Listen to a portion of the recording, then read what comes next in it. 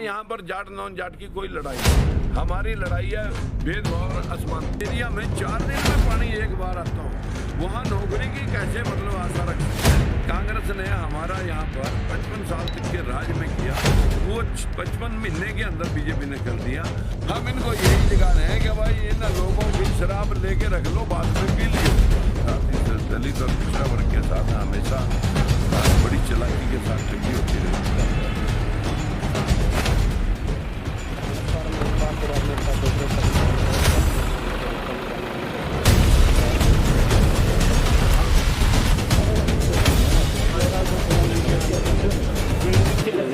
हमारे पास हम ये कल तक 2-3 नामांकन कर रहे हैं, हमने अपने पेपर तैयार कर लिए हैं। अब इन तीनों में से जिसका हमारी टीम अभी हम फैसला नहीं कर पाए पूर्णतः है कि किसको विड्रॉल कराना है किसको नहीं। हम 3 पेपर फाइल करने जा रहे हैं और उसके साथ साथ जो है ना कमेटी रात को बैठ करके डिसाइड करेगी कि कौन सा नामांकन रखना है। तो क्या नाम है सर आपके कैंडिडेट के जो बाकी दो आपके? हमारे ये कृष्णलाल पांचाल जी और दूसरा हमारे जो है ना राजेंद्र सैनी जी, ये 3 कैंडिडेट हमने नॉमिनेशन फाइल करने के लिए तैयार कर रखे हैं। आप खुद लड़ेंगे सैनी साहब जो है? अब हम देखेंगे कि हमने क्या करना है, क्योंकि पूरी टीम जो है वो आखिर हमारे पास जो है ना पिछले बार जो जींद में हुआ था, हम पूरी टीम इसके ऊपर ठोक बचा करके डिसीजन लेने वाली है कि आखिर हमने फंडिंग भी हमने ही करनी है आपस में और वो जो है ना डिसीजन भी हमारा अपना है। क्योंकि हल्के के अंदर जिस प्रकार जींद के अंदर हमारी बड़ी पार्टियां ने पैसे के बलबूते हमारे कैंडिडेट को खरीद लिया था कि इस प्रकार का, क्योंकि छोटी पार्टियों के कैंडिडेटों के साथ अक्सर ऐसी घटनाएं देश के अंदर बहुत घटी हैं और राजनीति एक ऐसी है षड्यंत्रों के माध्यम से कि जो लोग हमारे विरोध में बहुत सारे कैंडिडेट ऐसे जो बरादरियों के वोटों को काटने के लिए प्रयास करेंगे, ऐसे भी लोग दूसरी पार्टियों के षड्यंत्र हमारे नोटिस में आ रहे हैं कि वो दूसरी बरादरियों के मुखलफ हमारे नाम से या सिमिलर नाम से जोड़ तोड़ करके लड़ाई लड़ने का, हमारी मूवमेंट को काटने का प्रयास किया जा रहा है। अब जींद के चुनाव से हमने सीख लिया था कि चुनाव को कैसे लड़ा जाए। सर इस जो आपने 3 आदमियों की सूची बताई है, इसमें आप भी एक हैं, इसमें मेन कैंडिडेट कौन है? हम तीनों मेन आज की डेट में। तो इतनी देरी क्यों लगा दिया आपने अब तक सोचने में? क्योंकि अब तक तो क्लियर हो जाएगा भाजपा और कांग्रेस। क्या था कि क्लियर किसका होगा किसका नहीं होगा। हमारी टीम में अभी कृष्णलाल पांचाल की भी कल ही हमने फिर डिसाइड किया और भाई राजेंद्र का भी हमने कल ही डिसाइड किया कि भाई आप में से लड़ेगा कोई, मैं खुद लड़ूंगा। इस सारे विषय के ऊपर जो है विड्रॉल तक हम फैसला करेंगे कौन सा पेपर उठाना है। राजकुमार जी, क्या ये समझ लिया जाए भाजपा और कांग्रेस की रणनीति के बाद आप अपनी रणनीति का खुलासा करें? बिल्कुल सही बात है, क्योंकि बीजेपी और कांग्रेस क्या करने जा रही है, हमने भी उसी हिसाब से उन लोगों ने जैसे हमें पीछे मात दी थी कि वो लोग हमारे कैंडिडेटों के प्रति कितने सक्रिय और मुस्तैद हैं, तो ये सारी चीज़ें हमने देख करके चलनी है। क्योंकि हमारे साथ इस दलित और पिछड़ा वर्ग के साथ हमेशा बड़ी चालाकी के साथ ठगी होती रही है। जींद के चुनाव में भी एक कश्यप खड़ा किया था, एक जो है ना प्रजापति खड़ा किया था। अलग अलग बरादरियों से सारी दोनों पार्टियों ने मेरे सेम नाम के कैंडिडेट उतार दिए थे। मुझे बड़ा अचंभा हुआ कि पिता के नाम तक सिमिलर लेके आए थे लोग बाबूराम के नाम से, और राजकुमार और बाबूराम पिता का नाम भी ढूंढ लिया। इतने लोग चालाक हैं कि इस दलित पिछड़े को कैसे मात दी जाए, इसको कैसे धरती में मिलाया जाए, इस सारी बात को ध्यान में रखते हुए हम एक एक पग बड़े ध्यानपूर्वक आगे चल रहे हैं। सर जींद से तो बहुत कुछ सीखा, सोनीपत से भी सीखा कभी, और लास्ट टाइम पे कागज पूरे ना हो। हाँ, वो जो है कागज तो हमारे लगभग पूरे थे, ऐसा कुछ था नहीं।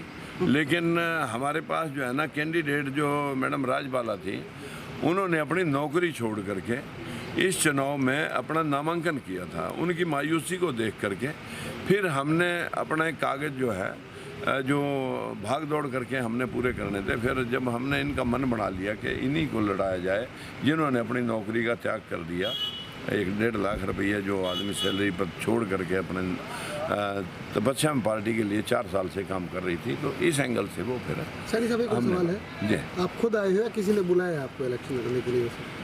देखिए, ये सवाल बड़ा पेचीदा आप कर रहे हैं। मैं यहाँ लगभग 5 राउंड पूरे किए हैं इन 4 महीने में। मैंने देखा कि मुझे हेलमेट लेकर के चुनाव प्रचार करना पड़ रहा है, और आपने देखा होगा कितनी जगह ट्रालियां फंसा करके लोगों ने मेरे रास्ते रोकने के प्रयास किए। लोग नहीं चाहते इस कमज़ोर तबके की आंख खुल जाए। इनको तो शराब पिला के लोगों की बात ना सुने 3 दिन तक अंधा रखना है लोगों ने। हम इनको यही जगा रहे हैं कि भाई इन लोगों की शराब लेके रख लो, बाद में पी लियो। इनके पैसे लेके पीछे माल जो है ना पीछे खजाने में दाखिल कर लो। लेकिन चोरों को तो अगर चोरी करते हुए पकड़ा जाए तो नंगा करना होता है।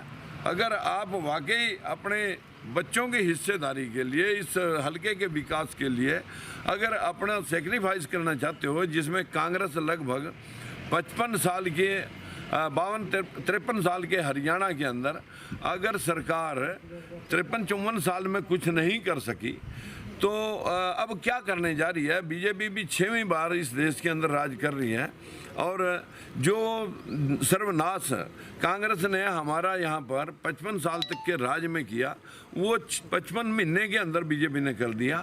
आखिर आप ओम प्रकाश चौटाला, सारी बंसी लाल, सारी पार्टियों को अब आप चेक कर चुके हैं। हल्के में कोई किसी तरह का कोई बड़ा कॉलेज नहीं, कोई बड़ा स्कूल नहीं, कोई यूनिवर्सिटी नहीं, कोई इंडस्ट्री नहीं। गांव के अंदर पीने के पानी का इस्तेमाल अभी तक पूरा पुख्ता नहीं हो सका।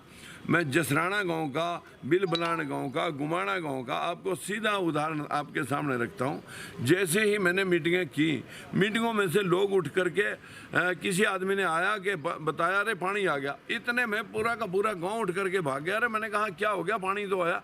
बोले जी 4 दिन में 1 बार आता है। जिस एरिया में 4 दिन में पानी 1 बार आता हो, वहाँ नौकरी की कैसे मतलब आशा रख सकते हैं जहाँ पीने के पानी का इस्तेमाल नहीं हुआ। गलियों के निकास का, गलियों में से पानी के निकास का इंतजाम नहीं है, गलियाँ टूटी पड़ी हैं। अभी सड़कों पे अभी जो है ना लिपापोती हो रही है सिर्फ इलेक्शन के लिए।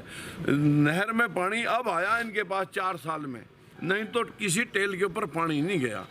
ये तो सिर्फ नौटंकी और ये आईवास, ये सारी पार्टियां इसी तरह करती रही। जींद के चुनाव में 1800 बच्चे राजकुमार सैनी के SC और BC की मुहिम को काटने के एंगल से एक ही दिन में 4th क्लास के बच्चे लगाए थे। अभी भी कुछ लिस्टें इन्होंने रोक रखी हैं लोगों को जो है ये मिसगाइड करने के लिए, हर हथकंडा खेलने के लिए बड़ी पार्टियां, क्योंकि उनके पास धन बल, तन बल और लोगों के चापलूस लोगों के जमावड़े बड़े बड़े हैं। जो लोग बेनिफिशरी हैं, जिन्होंने फ़ायदे उठा रखे हैं, वो कुछ भी करने के लिए तैयार रहते हैं।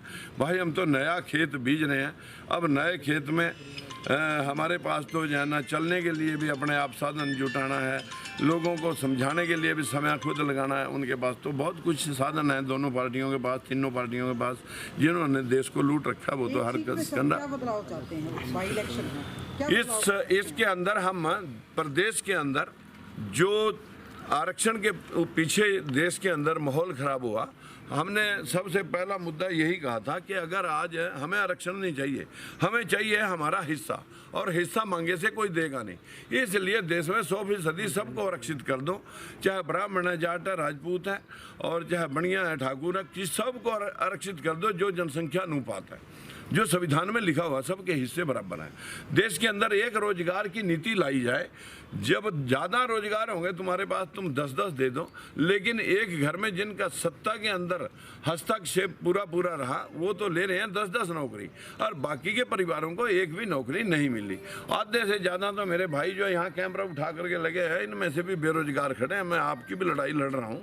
और किसान और मजदूर के उत्थान के लिए अगर भाषण सारी पार्टियाँ दे रही हैं, तो इस किसान और मजदूर का उत्थान तब हो सकता है जो खरबों रुपया मनरेगा स्कीम के माध्यम से सिर्फ कागजों में बंट रहा है, बिचौलिए अफसर और मिनिस्टर खा रहे हैं। ये पैसा जो है ना, किसान, एक तहसील के अंदर कितने किसान हैं और कितने मजदूर हैं, तहसीलदार के पास रिकॉर्ड होना चाहिए कि किस किसान को किस महीने में कणक की कटाई, बिजाई, सरसों में और गन्ने में, आलू में, किस किस मंथ में कितने मजदूर चाहिए, उसका खाका उसके पास तैयार होना चाहिए। आधी लेबर सरकार जमा करा दे, आधी किसान दे देगा।